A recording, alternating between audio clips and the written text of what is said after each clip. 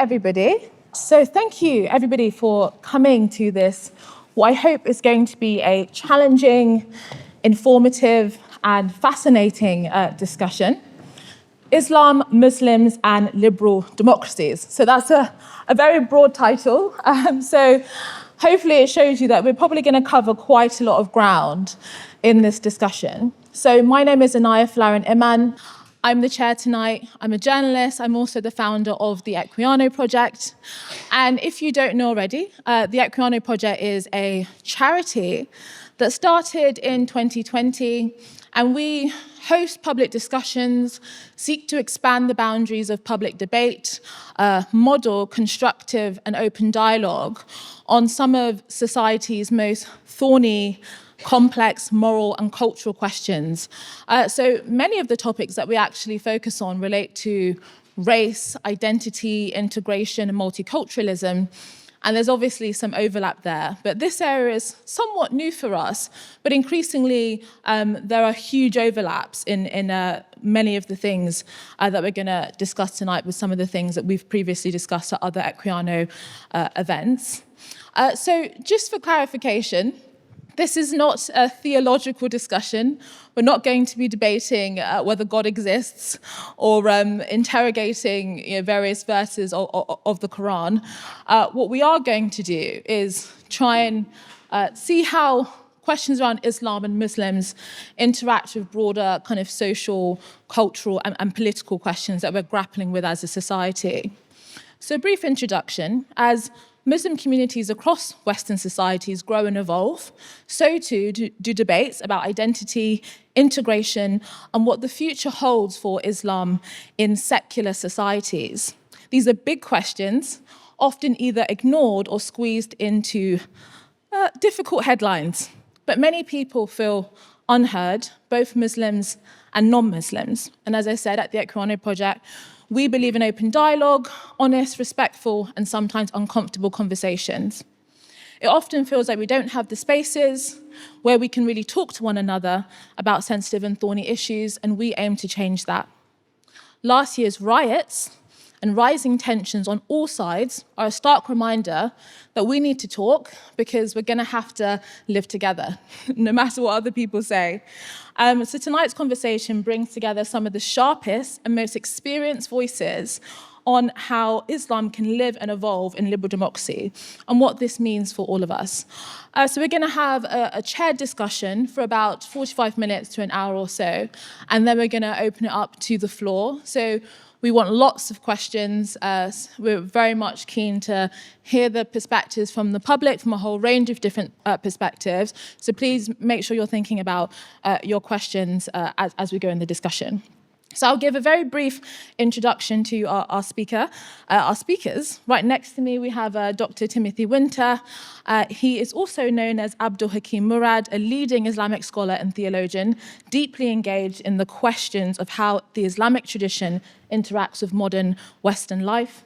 We also have Mustafa Akyol, who has thankfully flown in from the United States to be with us tonight. He's a senior fellow at the Cato Institute, whose work promotes an Islamic case for liberty and reason.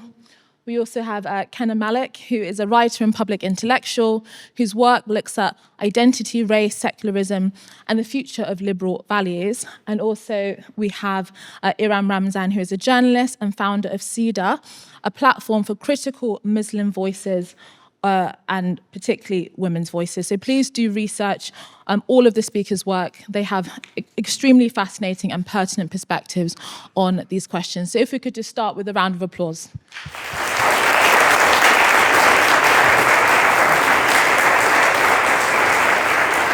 Thank you. So I'm going to start with you, Timothy. It's a very big question, but you've spent your career thinking deeply about issues to do with Islam's place within British society, not just sociologically, but also spiritually and historically. So what kind of relationship, in a couple minutes if you can Islam have in a liberal democratic society like ours? Well, I'll probably have to begin with a tediously academic it depends. Muslim community is not really a community, it's an archipelago of quite differently constituted communities, each of which have their own ethnic, theological, moral, educational priorities, and many of them are going to answer this question in ways quite differently to the one I would attempt. And similarly, British society, what is it exactly? What is the reasonable expectation of a nation state of its constituent minorities?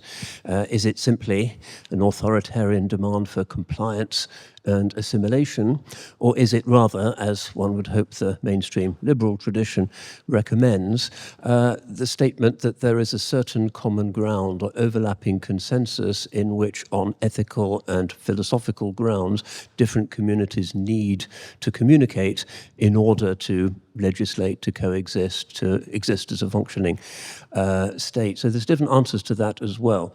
In terms of what I see the current situation, I would say that compared to some of our European rivals, we're not doing terribly badly. So, for instance, recently I was called upon to give the Friday sermon at the Interfaith Prayer Room at Addenbrooke's Hospital in Cambridge.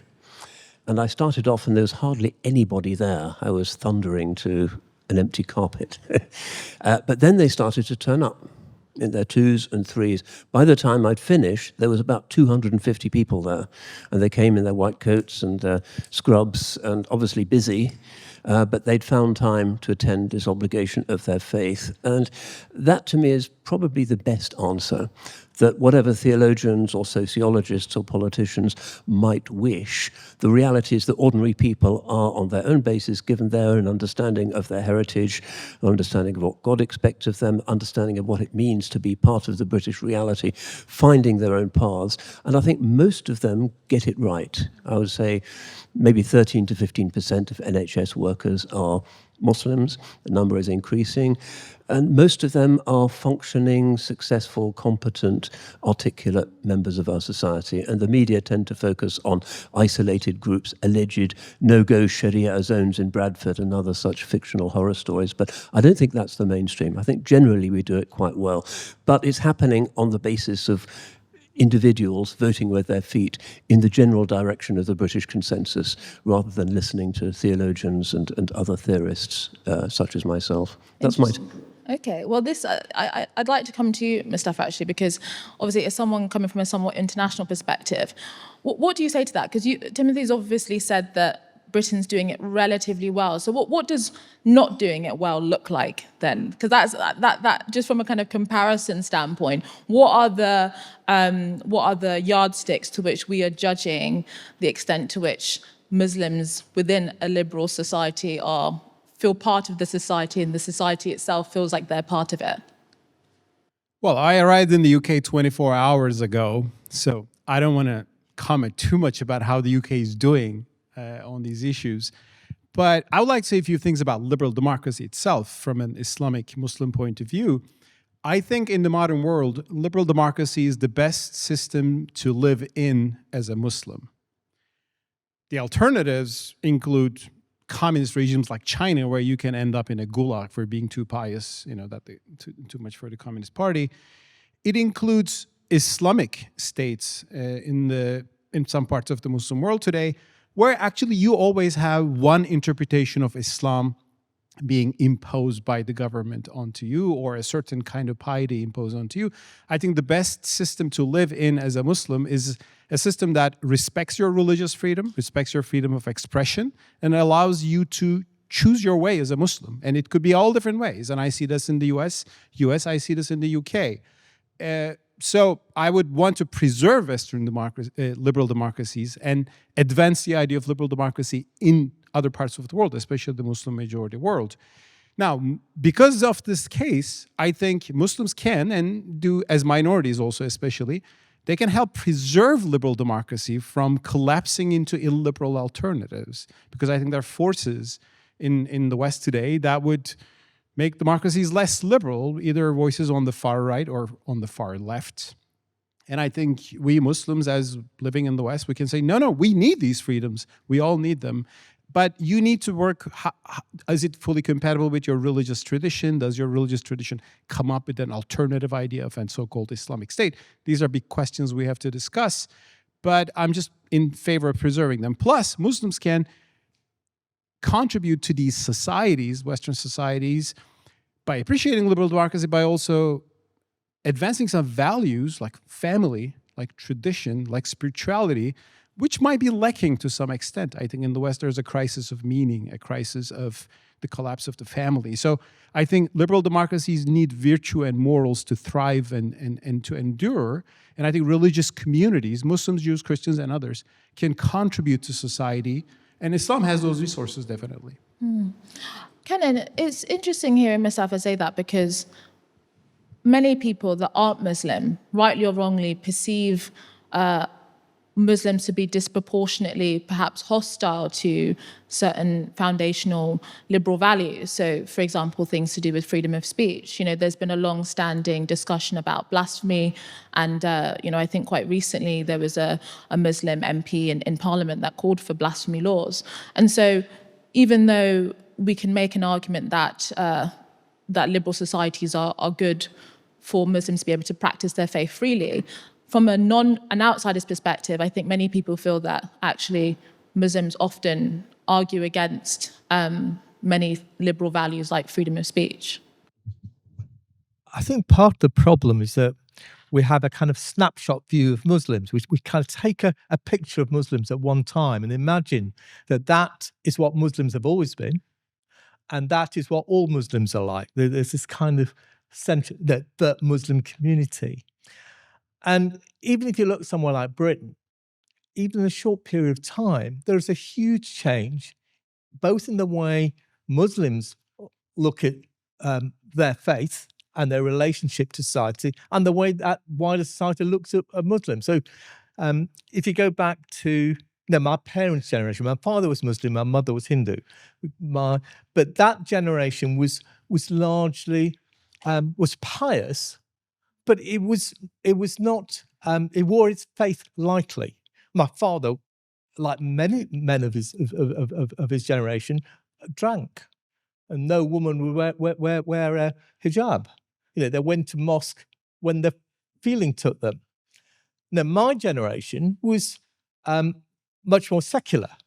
We thought of ourselves as much Black or Asian rather than Muslim. The notion of the Muslim community did not exist in when I was growing up.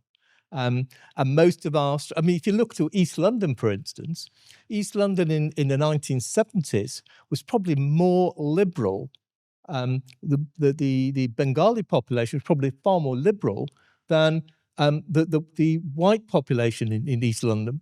So because the War of Independence in Bangladesh was based on a secular notion, and that infused a lot of the movements within East London and elsewhere. It's only really since there's a lot of talk about Islamic fundamentalism, of Islamism. They never had a purchase within British Muslim communities until the end of the 80s. Yeah, so what's changed, do you think? Well, a lot of things have changed.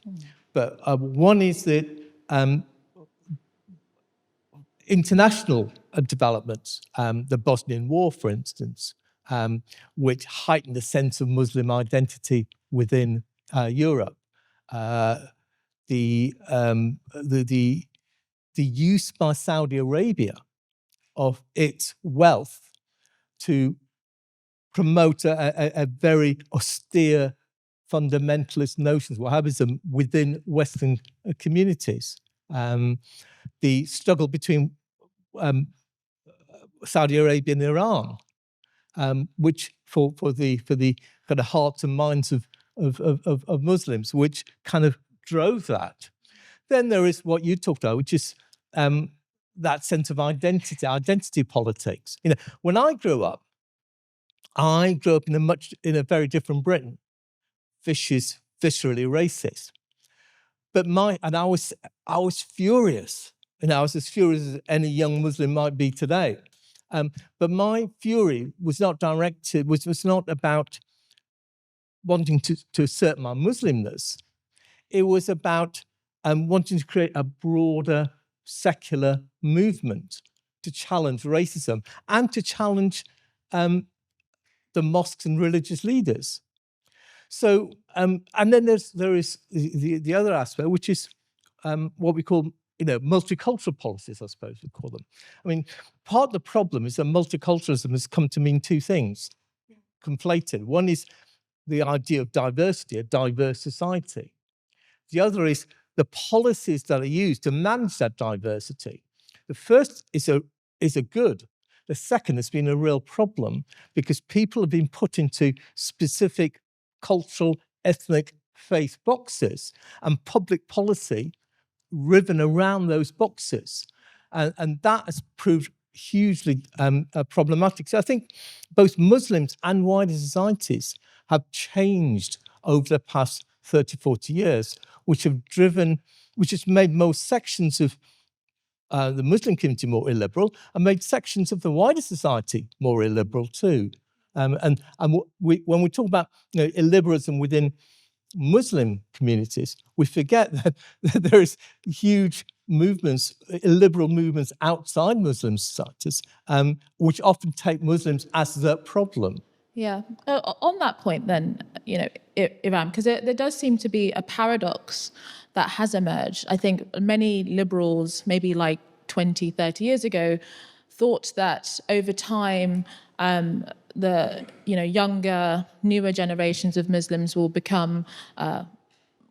adopt many of the narratives of kind of mainstream society. But actually, according to a lot of polling, in a way, what Kenan says, it seems that actually a lot of younger British-born Muslims are more likely to hold conservative views to their parents, however we define that, and also are more likely, I think there was a recent poll, that younger Muslims are more likely to see themselves as Muslim first and British second, and that's surprisingly a lot more so than their parents. So actually we're seeing, rather than religious identity become less prominent and national identity become more prominent, it seems like for a lot of British-born younger Muslims, the opposite is true. Yeah, it's as Kenan pointed out, you had all sorts of international developments happening in the 80s and the 90s that allowed people to identify with their religion first. I would say a huge shift for my generation in particular was 9/11. Before that, there wasn't really a great sense of, it's certainly for people my age, being that political, but I think it really did make people feel as though they had to choose an identity, as though they had to be they felt like they're being put in a certain box. So, when I look at my own family, for example, I'd say my uncles or my auntie, they're very similar to Kenan in that they weren't very religious growing up. They're probably more, I'd say maybe a bit more secular, and they're more concerned about fighting racism. And so when I talk to my Hindu landlady, for example, she talks about having to fight off racism and how South Asians, both Indians and Pakistanis, would be a lot more united because they were fighting off white racists.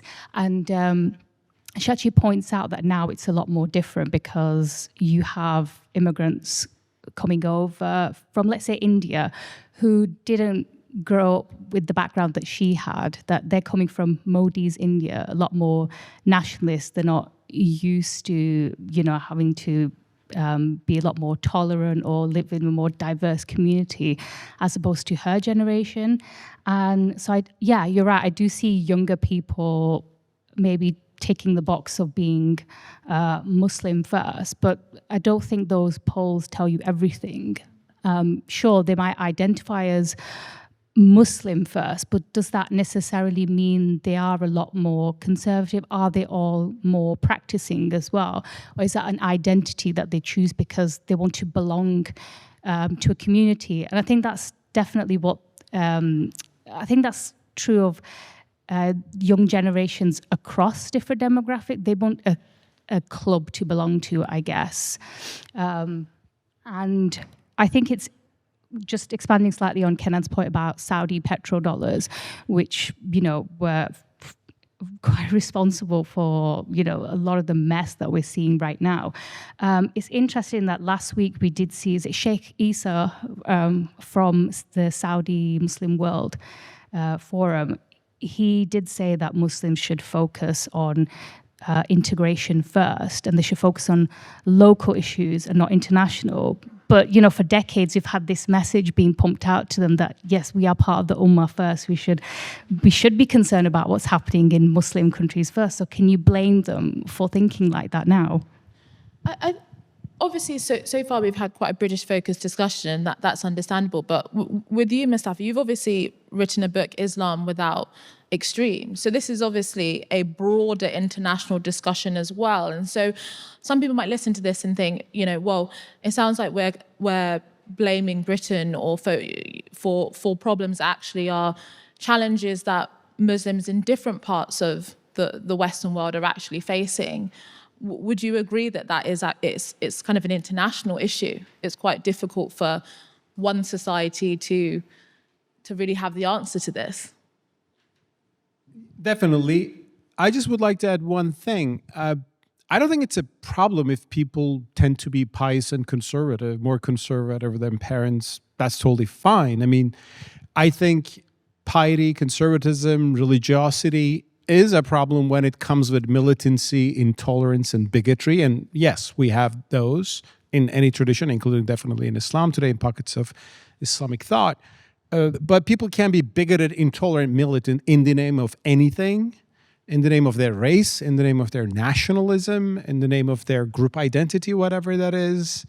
So I'm emphasizing this because some of the discussions around Islam comes across like, why these Muslims too much believe in their religion? Why do they take it so seriously? I'm not saying you guys are saying that, but there are some approaches like that. But I guess people would say that it's not so much that it's the surprising change between generations, and people thought that perhaps it would be something the opposite. I think that was some of the assumptions. So the question is more, is there something specific about the Muslim experience in the West that might cultivate an identity that's more where people focus on their religion more than they otherwise would in a different context to the one that they're in a different country or the previous generation?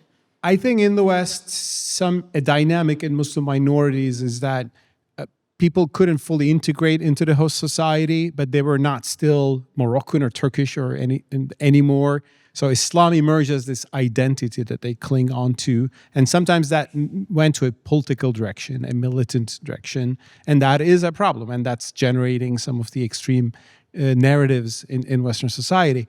That is true. But the thing is, we should not assume that problem to these issues would be that religion somehow will lose its influence over humanity and in the Muslim societies too.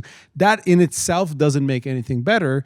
Religion is here with us to stay. I think all the secularization theories of the early 20th century didn't turn out to be true. So therefore, this calls for religious responses. So religious militancy or bigotry calls for religious articulations of tolerance and pluralism. And Islamic civilization has the resources to put that on. And there are great scholars, including Sheikh Hakim Murad, which I'm honored to see today here, who are articulating those values. One thing that is really making this all difficult is the media and the social media, which just highlights all the disturbing elements in a community. The Muslims who've been most vocal sometimes are the ones who are saying and doing the most shocking things, although they might be a very small minority, but they capture the image of the Western society about, oh my God, this is how they think. And let me tell you, the same thing is working on our side as well. The people who make the news from America or the US are not the nicest, most tolerant politicians or things, but to say let's expel the Muslims, get rid of them, bomb their countries. I mean, there are those people, yeah, but I think they're not the best of the Western tradition or civilization. So that dynamic, I think, puts us, and I'll tell you, I mean, there are issues to work in. I mean, Muslims are used to living in Muslim majority societies and Islamic empires and states. Being a Muslim minority in a non-Muslim majority, for many people, it's a new experiment, right? It's a new experience. It's a new experience for the Westerners to have this different minority, but a different religion. So I think we need dialogue, honest dialogues to go forward like this one. In Islam, I think you have resources to make the argument for accepting a secular state, pluralism, but it needs to rework some issues like freedom of speech, as you said. I think Muslims need freedom of speech to be able to practice our religion and propagate it. And it's a wonderful thing that we can distribute Qurans in Europe, which is happening thanks to freedom of speech. Again, you would not be able to do that in North Korea or China. But also in a free society, people will say things we don't like about our prophet, about our, well, how do we respond to that? By trying to ban that? I don't think that's the right approach, for example. So there are issues to work within, I think. But to depict is as a unresolvable problem, which some people do, is, I think, going to make everything worse. Just a quick fire question. Do you think, because you said obviously Muslims need freedom of speech to propagate their religion, do you think that it is wrong for Muslims to advocate for blasphemy laws or curtailment of depictions of Muhammad? Do you think that Muslims should not? Well, on a freedom of speech level, they can say whatever they think or anybody can say. But I think I wrote against blasphemy laws in the Muslim majority world as well. Pakistan is a very problematic. I mean, Pakistan's blasphemy laws are very problematic on this regard, and we have those in the Muslim majority world. And some Muslims ask for that in the West as well. I think there are like apostasy laws, blasphemy laws, things that are in our legal tradition, which to me is baggage from medieval empires and their policies. They don't even come from the Quran. I've written a lot about that. They come from interpretations of certain actions of the Prophet. That is, I think, of course, we Muslims don't want to see our sacred values to be disrespected. I mean, we don't enjoy that. But if people do that, I mean, the only Quranic verse that responds to blasphemy, it says, if you hear a group of people mocking verses of God, then do not sit with them. It doesn't say go and kill them. It doesn't say go and silence them. Do not sit with them. So when I see Charlie Hebdo mocking my religion, I don't buy Charlie Hebdo. Not that I was buying it before, but I can distance myself from narratives that are disrespectful. That is perfectly free I think, perfectly compatible with a free society. And Timothy, what do you think the role of kind of theological literacy or increasing that for both Muslims and non-Muslims? Because I think one of the challenges that non-Muslims have is that there's obviously loads of people that say that they're speaking on behalf of Islam. So if you don't know much about the religion, you're in a secular society, you just believe what people are saying. What tools can other people that aren't Muslims have to be able to discern between someone who's saying, this is what it's saying, this gives me justification, and someone says, hold on, that's not actually what it believes or it argues for. And just similarly with the reverse, obviously, I think it was just touched upon with Mustafa in relation to social media. I think there's been a rise in a lot of young kind of dawah influencers that are kind of talking a lot about Islam and really influencing young people. What do you think about that? But grapple the first question about theological literacy for non-Muslims. Well, it's an illiterate age, unfortunately. The technology is supposed to facilitate exchange of information within and across cultural boundaries, but in reality, most people haven't got a clue how any religion works. Most people in England don't know anything about Christianity, let alone Islam, Judaism, any other faith, and that's to everybody's loss, because you can't understand most of English literature without knowing Christianity and the Bible, and Dickens is full of it. You miss half of the significance without knowing your Christianity. But unfortunately, I think the public conversation in this country, and generally in the West, has not risen to this challenge. Every day there's some headline story about something happening involving Muslims. But you can read an English broadsheet from cover to cover every day for a year, and still you probably can't name a single Muslim leader. You might hear about some wild extremist in the boondocks of Iraq who's issuing blood-curdling threats about minorities, but who actually speaks for Islam? Who are the mainstream leaders? Just ask your average Muslim who he follows or who she follows, you'll get a very different story, but never are those people reported in the mainstream media. And I think that's a shortcoming partly of the secular classes that neither know nor care who speaks for Islam, it's all too confusing anyway, but also for the Muslim communities who haven't foregrounded the mainstream voices and found ways, which are nowadays technologically easier than they used to be, in order to inform the world of who speaks for Islam, what Muslims really think of other religions, what Muslims really think about democracy. And I think that they need to emerge from their sometimes rather frightened caves, because they think, the West is dangerous and we're better not stick our heads above the parapet, and live prophetically, take a few risks and say, no, this is what our religion teaches, and contact the journalists on the Times, the Guardians, across the political spectrum to say, actually, this is how our religion works. These are the judgments that we're giving. You should at least report what we're saying about Gaza, Nigeria, blasphemy, and so forth. You should at least have one or two people that you can produce on Newsnight in order to give a mainstream rather than an outrageous view. So the Muslim community, I think, needs to push much harder for better PR and better branding. Yeah, I just wanted to come very quickly on that about talking to more mainstream leaders. And, if there's one phrase I want to ban, it's community leader, because every time we read a report, it's always about so-and-so community leaders, the Muslim community leaders, and it's just nonsense. I think the media is often guilty of this. They always go to the most conservative men in these communities, maybe the men in the mosques, people who have just appointed themselves to gatekeep a certain community. And often these people will also exclude women as well from speaking. So you rarely hear from the women. You always hear from these self-appointed men who think a lot of their opinions. And, they're taken as, representative of their community when they're often not. I mean, who appointed them? And my, so I know somebody who worked in counter-extremism in Newham, and this was in the 2010s, and he was saying that his team counted the Muslim population, and they went round to the mosques as well and found that on any given day, if the mosques were full to capacity, only 20% of the community would be there. And even then, it's usually men, very hardly women as well. So I would say, please, can we stop using that term, community leader?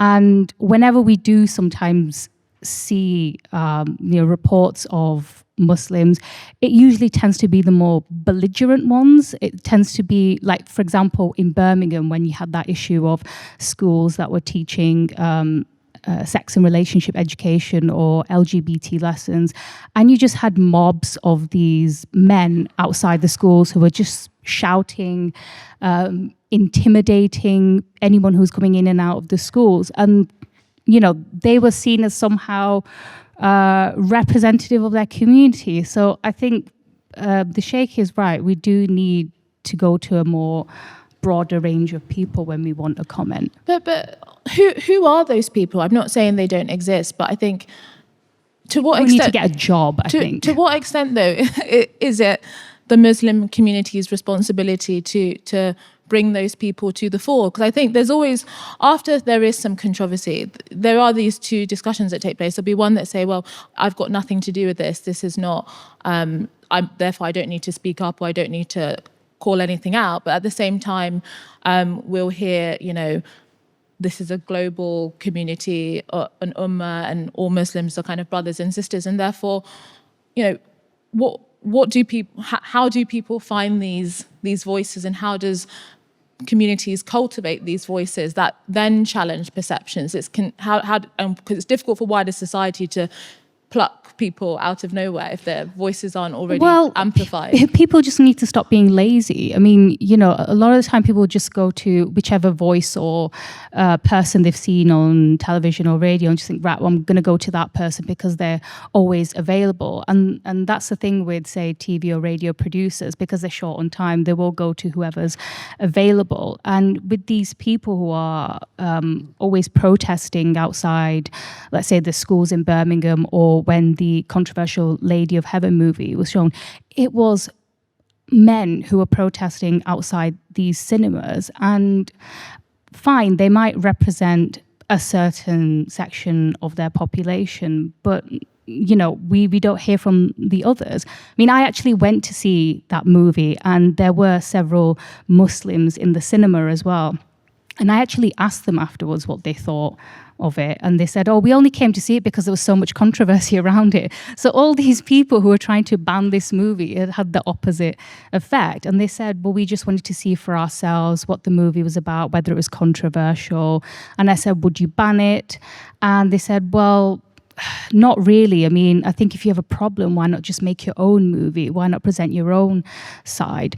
And as for why don't a lot of other people speak up and say, this isn't my problem? I think Muslims are like every other community. They've got jobs to go to. You know, they've got families to take care of. They're not always going to be available and ready for a comment like some other people are.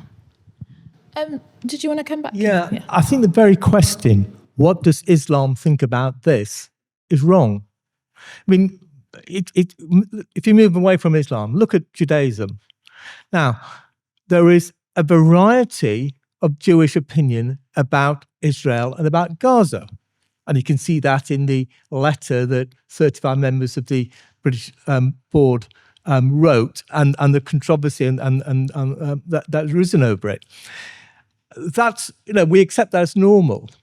We should accept exactly the same in relation to every other community and every other faith, that there are a variety of views within any faith, and there is no single theological line. That's why I disagree with your original question of what is to become more theologically literate. I think we should become more theologically literate for all sorts of reasons, but not as a way of finding what does that faith say about this issue. Because what a faith says about an issue depends on a whole host of different things. Depends on the specific people, the specific communities, the specific time. So again, moving away from Islam, there was a time when Christians thought that slavery was sanctified by God. Now, very few Christians do. Not because God's changed his mind, but because society has. And as society has changed their mind, so Christians have changed their mind too. Exactly the same is true of every other faith. And to assume that theology, therefore, is there's a sort of a single view to the theology gives us a single view of this issue or that issue, I think is wrong. Did you want to come back? We had that issue in Islam as well, slavery. And interpretations of the Sharia assume slavery is the natural order of things and people could be enslaved at war. In the 19th century, with some Western influence, I should say, there began a movement of abolition of slavery in the Islamic lands. Muslims then look back at the Quran and notice the verses which actually call for freeing a neck, which means freeing a slave, as a pious act, right? And Muslims said there are actually verses in the Quran that call for freedom of enslaved people, which was a new way of finding some good meaning in the scripture. I think that is just one, and ultimately slavery was abolished in the Muslim lands, in a few places pretty belatedly, I should say, tragically so. I think that's one example of things can change in religious traditions towards the better.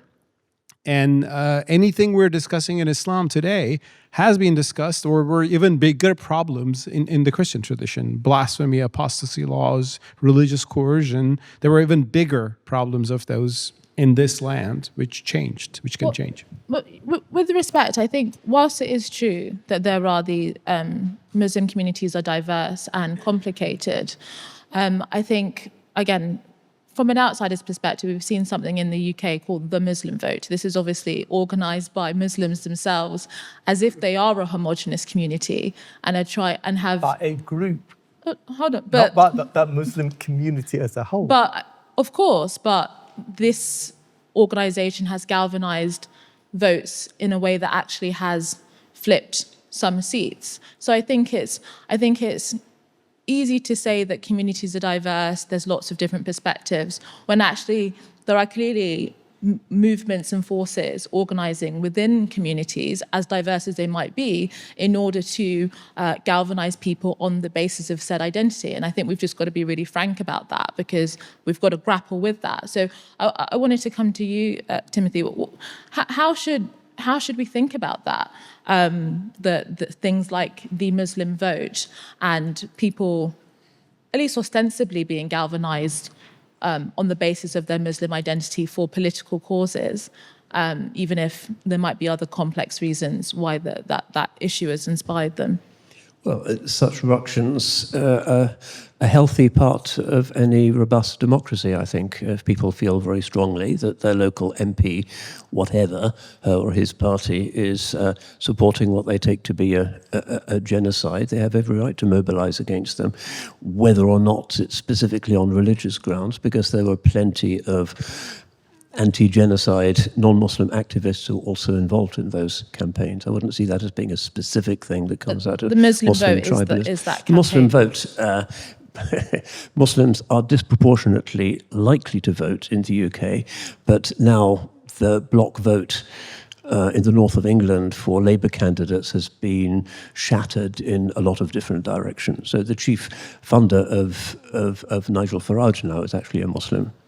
You have plenty of Muslims who are prominent in the Conservative Party and across the board. So there's a Muslim vote, but I'm not sure there's a consistent Muslim voting pattern, and I don't think that one would want to see such a thing. But Muslims actively involved on the basis of their understanding of their moral heritage, robustly participating in the national polemic is a very healthy thing.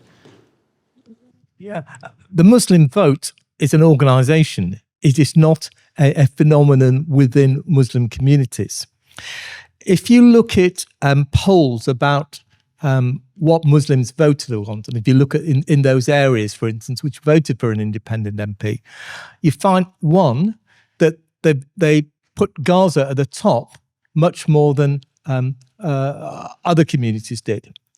But they also had almost equally, in fact, in some way more than the percentage that were worried about Gaza, were worried about the NHS, unemployment, and poverty.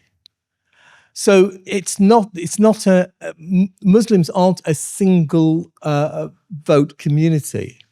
And if you look at the disparities in for whom Muslims vote, they used to vote. In fact, it's less now than it used to be. Muslims used to vote almost entirely for the Labour Party. They no longer do. And so there is actually a shift that's taking place. The second point in relation to that is that we never talk about class. The majority of Muslims in this country are working class. And just as there's been a white working class revolt against the parties of the establishment, whether liberal, Labour or Conservative. So there has been within Muslim communities. It takes a different form, but it's not actually fundamentally that different. But the third point is that what gives the idea that Muslims should vote together is the sense of identity politics, that we have an identity and we have a certain single set of values and a single set of beliefs and a single set of political values. But that is true not just of Muslims. If you look at the Jewish community, the majority of Jews have a relationship to Israel, would vote in relation to Israel. If you raise the question, isn't it a problem that Muslims put faith first before Britishness? Well, Jews do. I bet you if you ask Catholics, I haven't seen a poll on this, but if you ask Catholics, they would probably say the same, that they put faith before their Britishness. So it's not what I'm saying is this is a problem of the politics of identity. It is not simply a single Muslim issue. I agree.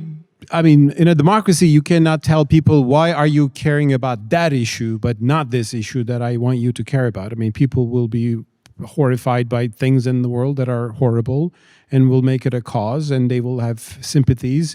There are Catholics who only vote about, right to life, against abortion. So that's the most important thing for them. And I'm sympathetic to that position. That's another discussion. But Muslim communities around the world have been very understandably traumatized by the horrific destruction of innocent life in Gaza, and they will try to vote in a way that will stop this, right?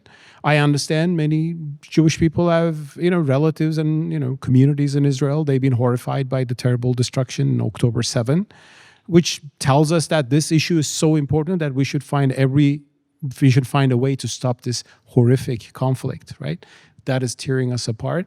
So it's normal, and it's wonderful that Muslims are actually engaging in the political system, and that shows democracy works. And in the 90s, Bosnia was the main issue for a lot of people, including myself when I was in college. Like, how do we find a way to stop this horrific violence? So I don't think it's fair to say you should care about this issue, but not that issue. People care about what they genuinely care about, and that's freedom and that's democracy. Okay, well, I think go for it. Just on the Muslim Vote group, I mean, they do say on their website that, we are a united force of 4 million acting in unison, which is just, I mean, we can't even celebrate Eid on the same day, let alone anything else. But I think we shouldn't be complacent about them as a campaign group, because from what I've read, some of the people involved in it were ex-members of Hizb ut-Tahrir, which is a pan-Islamist group. So I think, yes, I think it's good that Muslims are involved and democratically engaged, but I don't think we should remain complacent about groups like this. They might not be speaking for everyone, but how much influence they have remains to be seen. I mean, most of the organisations that make up the Muslim Vote, the organisation, are Islamist or what I suppose you'd call far right Muslim organisations. But isn't this a problem? This is what I'm saying. I think there's a danger in this discussion of generalising and saying that, well, not all Muslims, but then whilst that's true, there are clearly specific issues that we need to address. And I think a lot of people do understandably feel frustrated that any time something gets to something thorny or sensitive, then we say, oh, well, it's not everybody. But actually, it is somebody, and that those some people are potentially doing a lot of damage. Yeah, so I think several things can be true. I think, most people would agree that, that there are multiple different Muslim communities with different views on certain issues. And, often it can depend on your class or your background, which country your parents or grandparents came from. But at the same time, you do get campaign or lobbying groups like this, which do give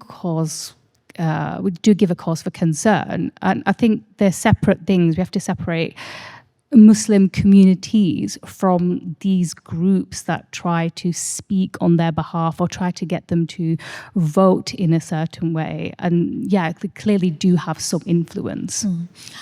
Just a few questions before I go to the floor. So think about your questions, and might people prepare to for the Q&A. I had a question for you, Timothy Winter.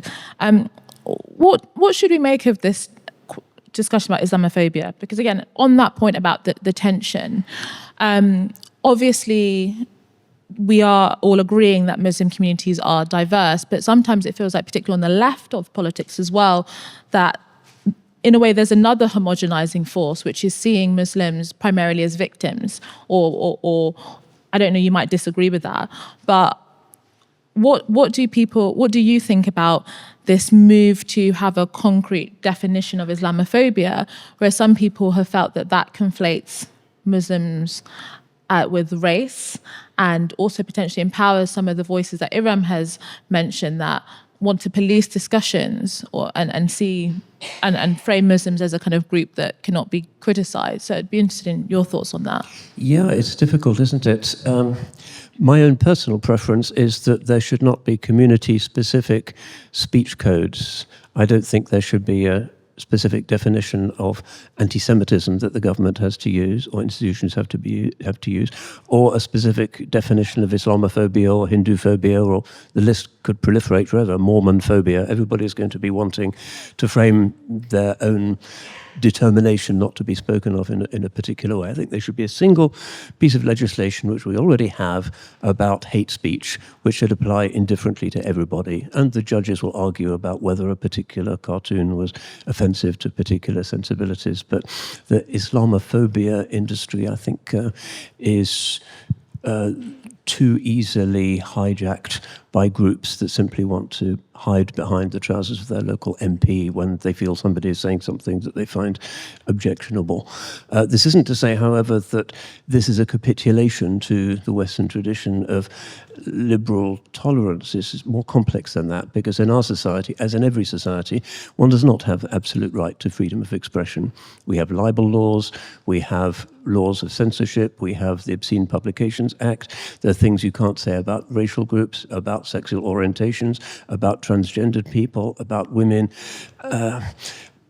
So it seems to me that in a society such as ours, which necessarily has this complex set of boundaries between permissible and impermissible speech, that if somebody, for instance, is standing up in Parliament saying, well, I want another boundary which protects my religious sensibilities, I think that's entirely within the liberal tradition, rather than being some kind of outrageous medieval throwback. Because the idea that liberalism and tolerance are the same thing is palpably not the case. We're a highly restricted and policed society. In many ways, that's inevitable. Well, just a quick question on that, actually, because some people, not necessarily my view, but I've heard some people argue that this is actually the problem of the multicultural policy that we have, that it then means that you constantly have to police more and more in order to essentially allow people to live together, because there's so many diverse communities that have all their own sensitivities, and therefore you just get greater and greater restrictions on free speech. Yeah, which ties in with the fact that young people in particular seem to be losing resilience. The new generation Z, post-COVID generation, become very stressed and panicked. And I see this with undergraduates in my university, that they don't have the resilience that they had 10, 20 years ago. The buttons can be very quickly pushed. I think what religious communities can do about that is just to preach in favor of greater resilience and just take it on the chin. And you're living as a religious minority. Not everybody is going to be saying things about you that you agree with.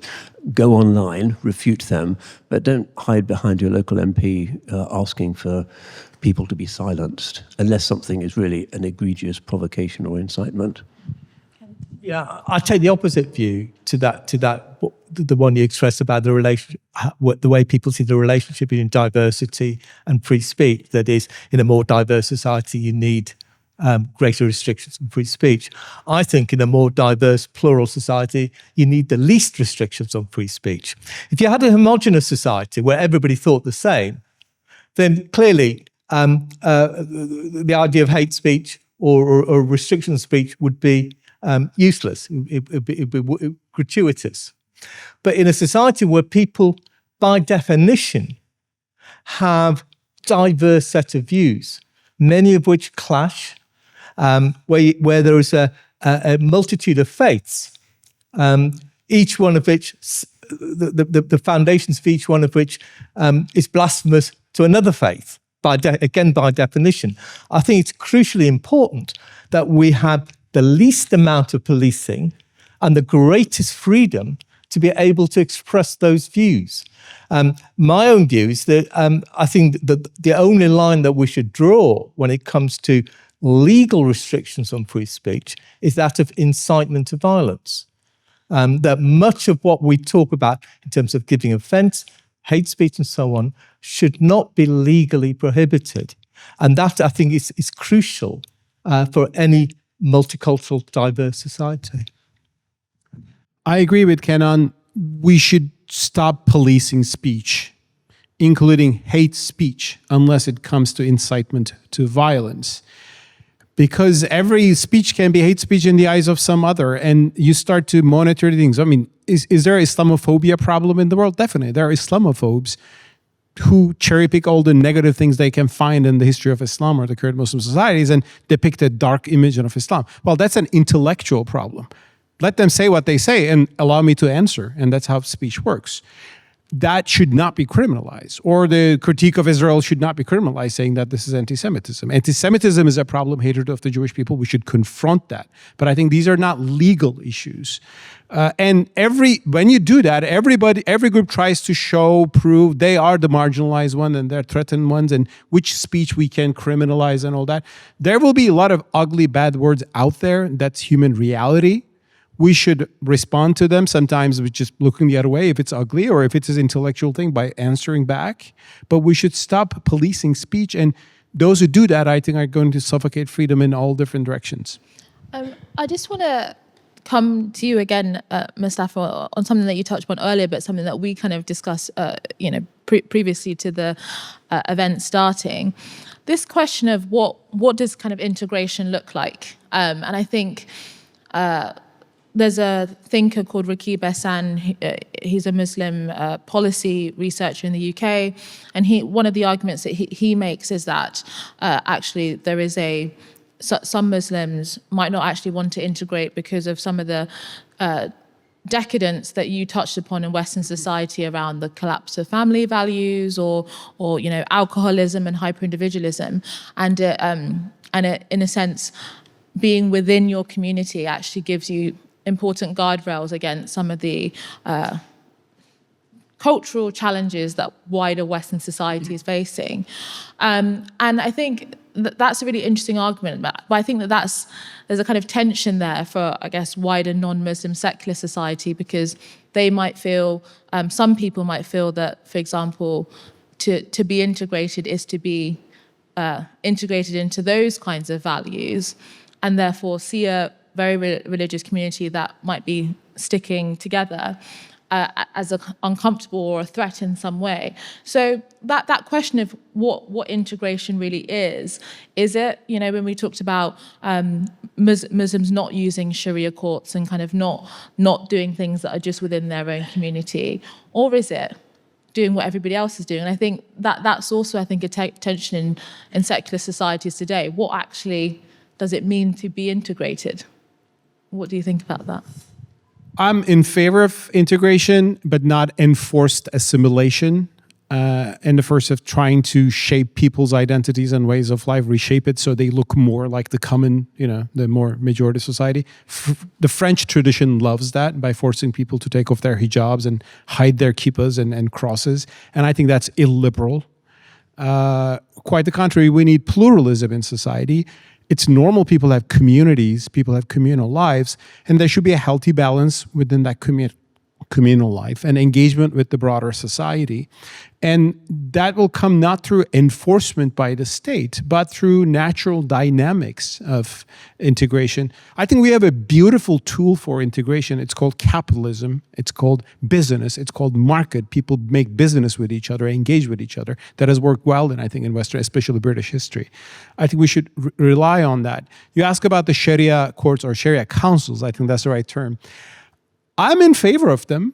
Theoretically speaking, I don't know all the details that are being discussed, in the sense that it shows to Muslims that you can voluntarily practice the Sharia, but not enforce it, and you don't need a Sharia state for that. I mean, Islam has this legal tradition that we call the Sharia. It's open to interpretation. I think we need big interpretations on some issues.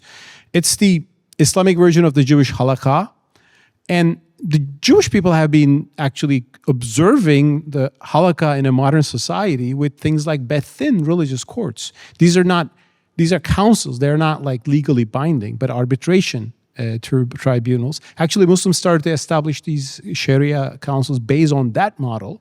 And I think that's a healthy thing. In my writings on this, I said, well, Sharia is not something we should enforce by the power of the state, but we should voluntarily practice as believing individuals and communities.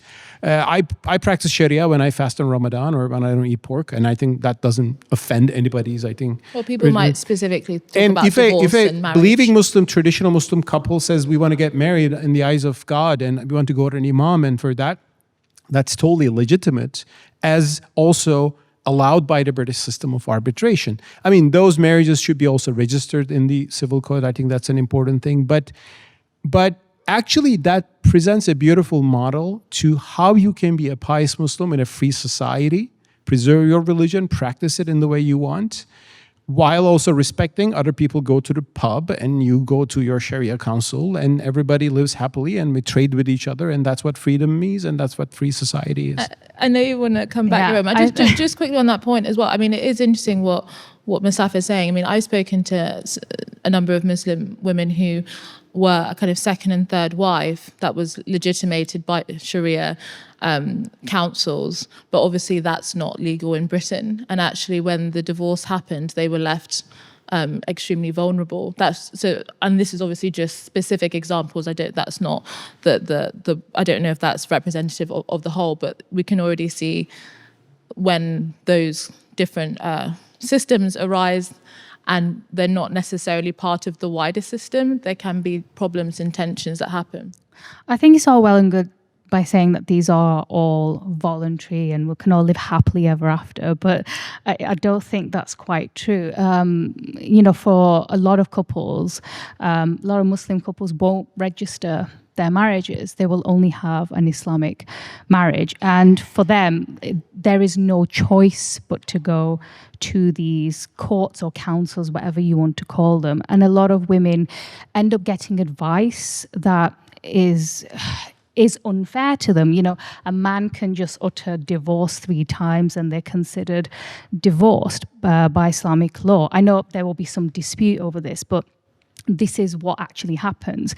And then women will go to these councils and, okay, some of them will have good experiences, but a lot of them will have terrible experiences of, judges at these courts telling them that they must stay married to these men or that they must accept being abused. There have been so many bad stories. And if you're not registering your marriage, then you have no choice but to go to these councils, and often they're left trapped in those marriages. But I made that point that it should be registered. I mean, for example. But a lot of people don't, and some people don't know that these marriages aren't recognized in law. This is the other problem. And there was a campaign group many years ago to try and raise awareness, to tell Muslim men and women that, look, these marriages, these Islamic marriages, they're not recognized in law. So if you get divorced, you don't have any rights when you're divorced.